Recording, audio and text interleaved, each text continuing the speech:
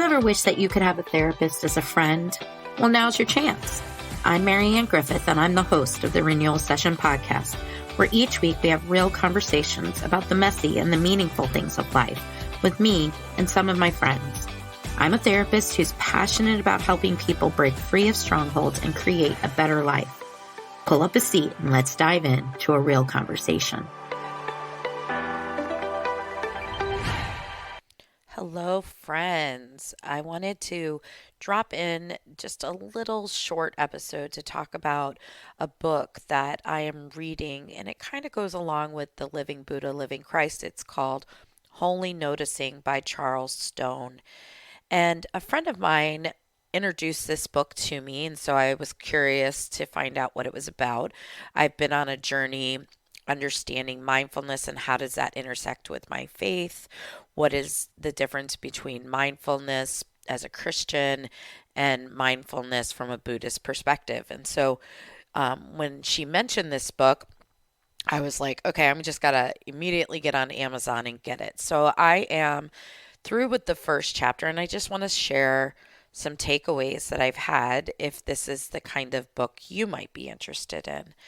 First and foremost, it begins with a quote from C.S. Lewis, and it says, "In silence and in meditation on eternal truths, I hear the voice of God, which excites our hearts to greater love."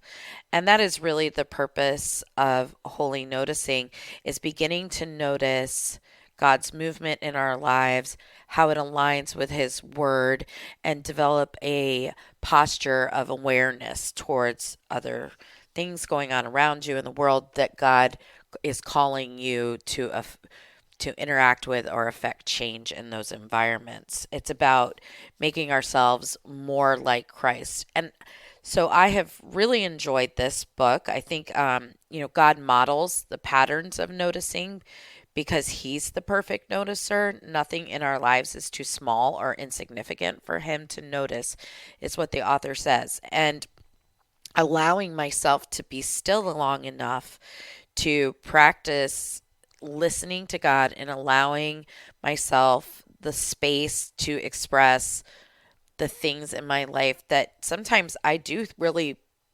undervalue because I'm so busy addressing issues. And a lot of times I can, without having some type of practice in my life, my mind can just go all over the place. I can ruminate about things that are happening currently. I can get stuck in narratives about the past or reliving trauma.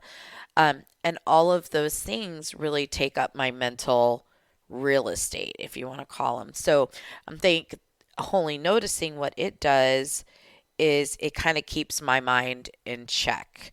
It's helping me to pay attention to assumptions and then begin to pray through that and allow the Holy Spirit to remind me of God's character, what His Word says, and then it gives me a greater awareness of what's going on around me. One of the practices that's included in Holy Noticing is body sensation awareness.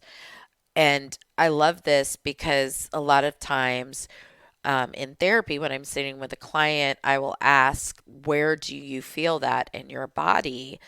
Because we want to be able to understand that this connection between mind, body, and soul is so essential to our makeup as people. So even if something isn't coming into my mind as a fully formed thought, my body could be expressing what's going on for me. And so Holy Noticing really says, hey, not only do we need to increase the awareness of what God is doing amongst us, we need to have a posture of listening, and listening not just to the world and to our ruminating thoughts, but we need to practice listening to what our body's telling us as well, and identify if our body is holding on to any difficult emotions.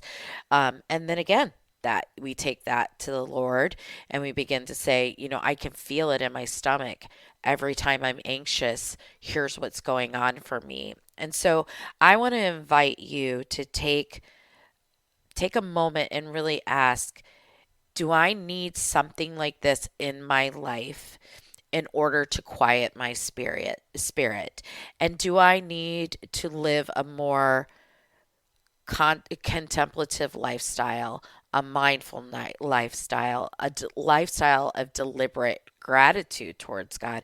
And is there a practice that I need to incorporate that involves really listening to God and having an understanding of what's going on inside of me so that that can begin to change, and some of these mental health or emotional issues that we might be struggling with can soften within us so that we can do the work that's needed to be done in our lives so that we can live the full and joyful life that God has for us. So I just wanted to share that with you guys. I would love for you to jump over to the Facebook group, which is called the Renewal Session, and just weigh in on how you feel about the practices of mindfulness and holy noticing, and how have you integrated that with your faith walk.